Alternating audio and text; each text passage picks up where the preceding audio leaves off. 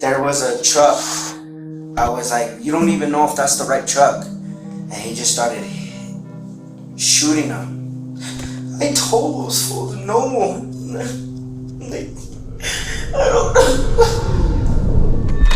This is 26-year-old gang member Daniel Gomez, and he has just confessed to being involved in a drive-by shooting that killed an 11-year-old boy. Just 2 weeks earlier, Daniel Gomez and his two friends had attended a baseball game where they spotted someone they believed was a rival gang member. Later that night, after leaving the game, they saw what they thought was the rival gang's car and fired 14 shots at it. But unfortunately, inside was an innocent family. Okay, what do you got? Where? I don't know. I can't move. And she was running through the street with the baby in her arms, and she stopped us and she said, "Call the cops, my son's been shot." It's my nephew. Did he come?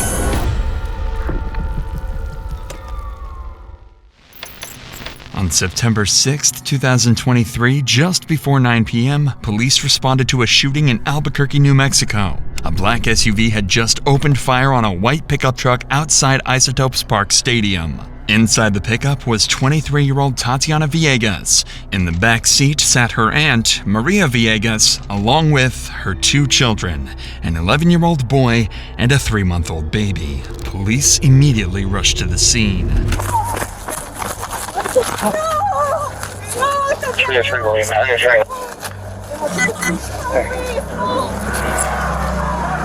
She got shot in the rib. We have a secondary victim, female, about 25 years of age, shot in the ribs and possibly the arm. We start at 4655. Do you have bandage on you? Huh? I don't. This is all I got. Chest seals, right? That's it. Hey, hold on real quick. Tatiana had been shot 5 times. In critical condition, officers rushed to her side, keeping her conscious until paramedics arrived. She was raced to the hospital as her family watched in horror.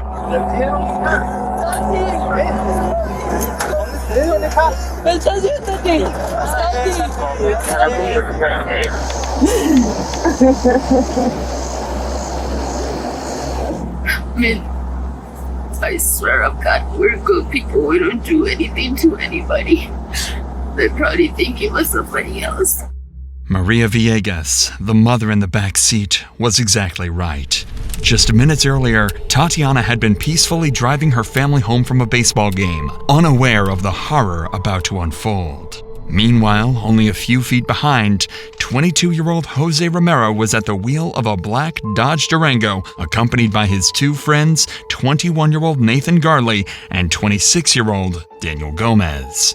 Earlier that night at the game, Romero had spotted a rival gang member, the same one who had stolen a chain from him weeks earlier. Fueled by revenge, Romero and Garley had tracked what they believed to be his car and decided to open fire. But the most tragic news of all had yet to be delivered to the Villegas family. Unfortunately, Tatiana was not the only one in the vehicle that was struck by the gunshots. How's my son? Please tell me. Yes, you guys. I do not know. They're working on it right now. Stay here, okay? No, please. Is he alive? I don't know. I know the ambulance was working on it. Okay, what did you see? I saw the lady coming out of the cart, and she was running through the street with the baby in her arms. What lady? The mom of the baby, the son. Okay, in the truck? Yeah, and she goes out and she was trying to wake him up, get him up, you know. And then she came to the truck and she stopped us and she says, "Call the cops, my son's been shot." Did you see anything at all before that? Did you hear anything? No, we were just traffic was coming going. You were in the truck too? I was driving. Okay. 11-year-old Froylan Villegas, who was sitting in the backseat of the truck, had been fatally struck in the head. The bullet had killed him upon impact. This is what I have so far. Okay. Black Sheep Cherokee. They were at the game, and then mom, who was in the truck. Yeah. They were driving westbound, and this car, they said they started shooting at them from I don't know where. It was a black Jeep Cherokee traveling westbound. Last time it was seen here at Redbury. Okay. I've got a casing right there. She said there was a guy out of the sunroof with what looked like a rifle. I have the male in the truck. His name's Froylando Villegas. He was born in 2012. So he's 11. Yeah. So Tatiana Villegas was the female driver She was COT to UNMH. How old is she? She was born in 99. Okay, so she's She's an 20. adult. That's not her kid though? That's not her kid. Is that her brother, or how are they I think related? it's her niece. So niece and nephew. Niece and nephew of her. And she Okay. was in the back seat with her son, Pablo Villegas. So mom of this 1030, who's 10-7, was in the truck with him. Yes, in the back seat. And female passenger who got shot 3 times was sitting I'll there. walk this. In the Yes, driver's there's seat. a- Okay, she was driving. Mom was in the back seat. Yes. Of her aunt. And they just started shooting. That's what for no reason. That's what she's saying. Officers use the term 10-7 to mean out of service or not operational. In this case, it was their way of confirming the unthinkable. Froilan Villegas had been pronounced dead at the scene. This disastrous mix-up had left Tatiana Villegas paralyzed from the waist down and her 11-year-old cousin brutally killed. With the scene now calming, police would begin the grueling task of piecing together exactly what had happened. Up to this point, all they had to go on were the initial police calls reporting the shooting and a vague description of a black car. Having already spoken to those who were simply present at the scene, officers now focused on questioning witnesses who had actually seen the shooting unfold. I'm not sure what all information you guys got. I was right there in the fucking crossfire. We did not get hit or nothing. Did you get a good look at the person who was shooting? I did not know this now. Okay. Yeah. Where were you guys at? Did you hear anything? Yeah, because we were walking that way, and then once we get over there, we see a black Durango walk this way, and it had 60 windows, and then after it gets right here, we just hear like five gunshots, like 3 or 4. Did you guys see anybody in the car? No, they had all their windows up. And Okay. we're black. Police now knew they were on the lookout for a black Durango and any of the men responsible for the reckless shooting. However, identifying the prime suspects would be no easy task, as police still had no clear motive for the sudden attack. With this, they returned to the victims the next day, hoping to gather any missing information that could help crack the case. First and foremost, my condolences to you both, okay? I've heard some of the statements that you're wondering why. That's a question you can ask. So many families have asked that. I was there with my baby. And they were just supposed to lie. I believe it's what is university. Yeah. And I started hearing like boom, but I didn't know what's going on. And then she suddenly stopped the truck, and then that's when I saw this black SUV, I believe, with the guy coming up from the sunroof with a big rifle. And then my son was like this. And I said, Daddy, what's wrong? What's happening? And she said, I can't move. Yeah, just call an ambulance. And I grabbed my son's face, and he was full of blood, you know. And I slapped him, and I said, Freud. But in that moment, I knew he was dead because he was with his eyes open. So I grabbed the baby from the car seat, and I got out from the truck, and I started screaming, you know, for help, and nobody stopped. This was a nightmare that no family should ever endure. Police knew they had to act fast, not just for the Villegas family, but most importantly, for 11-year-old Froilan. Officers received a crucial update the next day. Tatiana had survived. For the detectives, this interview was critical. Tatiana wasn't just a survivor. She was the only known witness who could help police narrow down the list of suspects and piece together what really happened that night. Hello, Tatiana. My name's David. I'm gonna go easy with you, okay? Pleasure meeting you. Okay, sorry it's meeting you in such a way. Reason why we're here is I'm the primary detective handling you and your nephew's case. Okay. So all I heard was like boom, boom, boom. And then I turned and looked at my auntie, and I was like, did we hit something? And that's when I just saw my body go numb, like my stomach and that. Okay. So you said you heard a distinctive boom, boom, boom. Okay. When the car started to pass you, when you're looking at the car, could you see over the top of the cab of the car? Was it higher than you, or was it lower No, than it you? was like after like the shots, I did stop, and then that's when I saw the guy at the top. Okay. Shoot. Okay, the guy on the top shooting. Okay. Did you ever see the driver of that car? No. Okay. When the car went by, how many people were shooting at you? I only saw the guy whenever he passed again. He was at the top. I only saw him. You only saw one guy. One Okay. guy shooting, and he was standing at the top of the sunroof. The details matched prior witness accounts. However, one key fact stood out. Tatiana was certain that a single gunman had fired the shots. Detectives soon received a breakthrough. Anonymous tips from the public led them to two alleged gang members connected to the case, Blick and Risk, marking the first major lead. But the case wasn't solved yet. A third suspect was still out there, and detectives needed to track him down to piece together the full story and close in on everyone involved. Then came another shocking discovery. A day after the shooting, the man allegedly feuding with Risk taunted him on Instagram, writing, "You shot at the wrong truck." That's when investigators identified the intended target, Isaiah Vasquez, who was completely unharmed. 5 days after the shooting, Vasquez was brought in for questioning.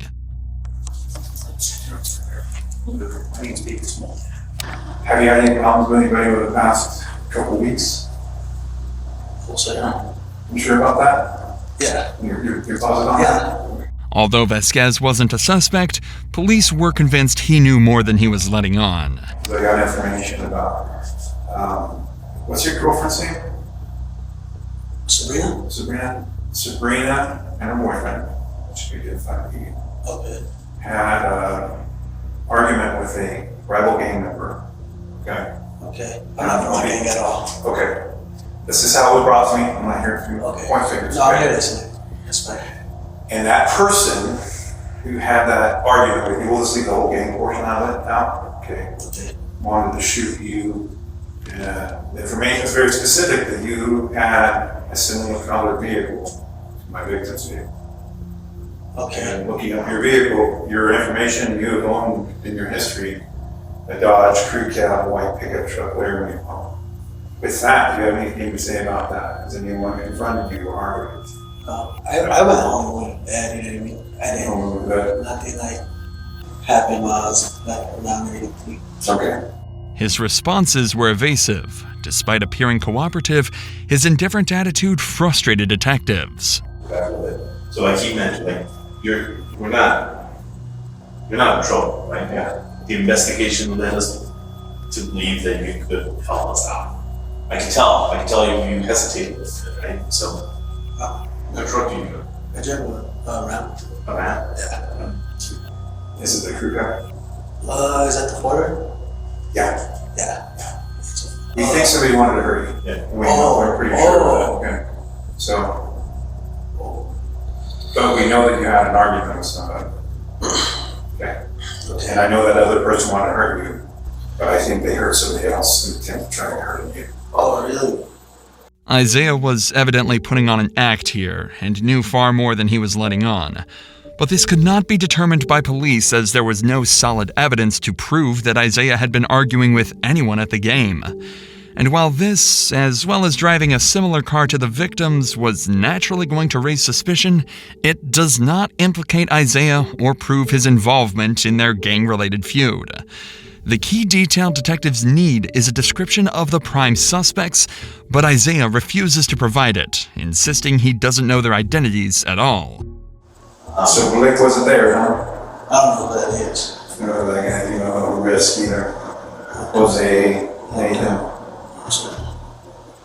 Officers had discovered the street names of two of the prime suspects, known as Blick, Nathan Garley, and Risk, Jose Romero. Although they had the names of the men they were searching for, they didn't know where to find them. And after Isaiah's unsuccessful interrogation, police were at a roadblock. However, much to the police's joy, it would only be a day after that none other than Nathan Garley, Blick, would be stopped by state police on September 13th while returning from Arizona. Authorities found a gun and around 100,000 tablets in the car. As soon as they ran his information, officers discovered he was already a wanted suspect in the Froilan Villegas murder. His arrest led police straight to Jose Romero, who was also traveling to Arizona and was taken into custody the same day. With both men behind bars, only one suspect remained, 26-year-old Daniel Gomez. What's most interesting, however, is that police wouldn't have to search very far, as exactly one day after both Nathan Garley and Jose Romero's public arrest, the third suspect would turn himself into the police station, Daniel Gomez. And while Daniel confirmed being in the Dodge Durango that night, he decided to give his own recollection of what happened. Having these rights in mind, do you wish to speak to me? I want to speak with the attorney first. Okay. Something that, I just would feel comfortable with someone present with me that knows more about legally. It's not like, because I'm here to talk to you guys. There's a reason I came to you guys. Yeah. So I feel like I would feel more comfortable with someone that knows more about these things. No, it's absolutely fine. At first, Daniel did the smart thing, invoking his right to an attorney. But it didn't take long for him to change his mind. With that, we're done. I can't go any further. I'll be direct with you. You're under arrest. You've been charged with an open count of murder. Numerous other, like shooting from a motor vehicle, attempted murder. I understand each one of you have the same charges. Suddenly, Daniel was willing to talk. Faced with serious charges, he only saw one option: tell his side of the story. Each one of you have the same charges. Each one of you. So I got a question. Just a question. That's fine. I can answer questions. If I was to speak to you guys today, what would happen exactly? I want to do this because it isn't right what happened, and you guys need to know. Yeah. But the only thing is, I do this, my family gonna die. That's my question. Police now had to determine whether Daniel had indeed been receiving threats from the other men and feared what would happen if he snitched, or if this was a complete fabrication and Daniel was way more involved than he was letting on. If we could solidify some of that stuff, that may help you. We might be able to solidify some of your statements of the threats to you. Well, it all started about 10 o'clock in the morning. I had asked a friend who goes by Risk if he wanted to go have some dinner. When he picked me up, there was another guy, they call him Blick. I have known Risk for a long time, known like his family and stuff, but I've never known his friends, so. Okay. Daniel's motive from here can be easily guessed. He mentions Risk as a long-term friend, but makes it clear that he's not well acquainted with Blick. It would make sense to pass all blame on to him instead of his good friend. We had finished up eating, and then we went to play some games at his house. We leave his house, we're headed towards the game, everything's okay. We get to the game. So we start heading to our seats when I didn't really know the situation. All I knew is that a dude, he goes by the name of, or at least that I know is Boss Dinero. I guess they had told me he had robbed Risk for one of his chains or whatever. So when we see them, I don't know what's really going on. Blake and that Boss Dinero guy are kind of smiling at each other. All of a sudden, that guy starts heading towards the far exit. Risk says, "Hey, we have to go." I said, "Why?" He says, "Because I have to go pick up my daughter, so we have to go." Blick says, he turns to Risk and he says, "Hey, that fool's circling around with some homies with the Mac looking for us." So they jumped in the car and they pulled up to me and they told me to get in. We were about to leave. I was like, "Hey, can you just take me home? I'm not, you know what I'm saying? I'm not really feeling comfortable." He's like, just hold up, we're looking for somebody real quick. And I was like, who? And he just kept saying, my cousin. There was a truck, a white truck, Dodge truck. And Blake goes, there's that truck. I was like, you don't even know if that's the right truck. I said, stop acting like an idiot. I said, Riz, take me home. Riz like took off, and I ducked and I screamed no, and he jumped out the sunroof and he just started shooting them. And so they flew all the way back to Risks, and I was crying. I said, you guys gotta let me go home, you know? And that's when Blick turned around and he told me, he said, if you tell anyone about this, go to anyone, I know where your grandma stays and I know where you stay. And I told him I wouldn't say nothing. What seemed to be a straightforward gang-related incident has now turned out to be more complicated than ever. Daniel had claimed that he had no part in the horrifying events that took place and feared that his life was in danger. And it's haunted me. It was just an innocent baby. And I told those fools no. They just wouldn't let me out the car. I just wanted to get out the car. I didn't want to be in that situation. I don't want to be in that situation at all, sir. I'm sorry. I'm sorry I didn't come sooner. I was just so scared for my life. I'm still scared. I don't know what's gonna happen to me. These guys have a lot of money, a lot of power. It's not funny, it's scary. At this point, I don't care what's been said about me. That little boy needs justice. He needs justice.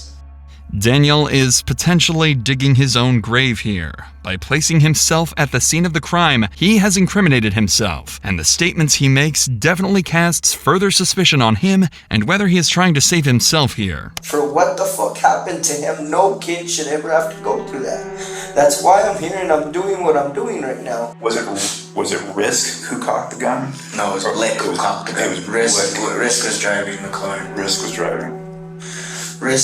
Riz kind of was doing the same thing I was, telling him no. You know what I'm saying? Don't do it. And he didn't give a fuck. He just did it. No remorse. It's like he had done it before. Okay. You know, it was like he was already used to it. To him, it was nothing but a little adrenaline rush. Daniel describes Blake as the main perpetrator, even going so far as to say both himself and Risk were arguing against the shooting. From Daniel's own words, they both were unwilling participants who believed the white pickup Blake was shooting at was not their intended target. I know that day we went to the apartments, there was a girl there, but he didn't introduce me to her. She was a blonde girl, real petite, short, big lips, nice pretty smile. What police knew for certain was that Daniel was in the car that ultimately took an 11-year-old boy's life. Whether the guilt was eating Daniel alive or he was making a desperate attempt to save himself, he did ensure to give away a description of someone who could have also possibly been involved. With this in mind, officers would redirect their attention to this blonde girl, the girlfriend of Jose Romero, Janae Garcia. Even though, I'm scared for my life, to talk and speak up, but it's only the right thing, I think, at this point. Janae mirrors Daniel's statements, stating she fears for her life and didn't want to snitch. Gang culture is built on loyalty and brotherhood, reinforced by a deep-seated us versus them mentality. Snitching is not just discouraged, it is punishable by death. But this enforced silence that doesn't just protect them, it only serves to implicate them further. Janae was clearly influenced by this, making her involvement in the killing even more suspicious. Nathan is the one that shot at the vehicle. Okay. He goes by Blick here in the streets. The people that he thought was driving that, Nathan had a shootout with them like 2 months ago, I think. And then going on this about the shooting of the 11-year-old, Nathan was the one that shot out the car. I'm not protecting Daniel or nothing, but Daniel, like, he's an angel. Like, Daniel, he really didn't do anything. Although Janae's remarks may seem dishonest, her comments about Daniel Gomez stand out. Despite barely knowing him, she defends his character, raising the question, is she protecting Daniel to stop him from saying anything that could incriminate all three of them?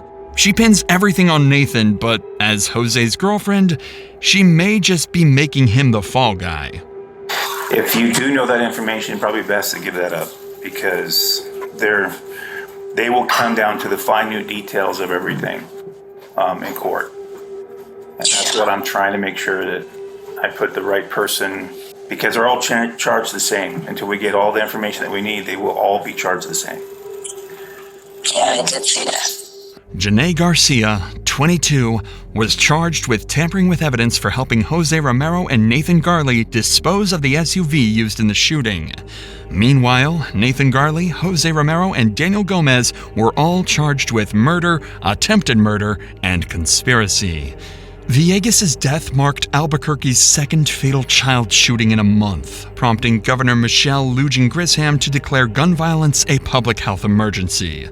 In the aftermath, the Villegas family launched a GoFundMe for Tatiana, raising over $40,000 to support her recovery.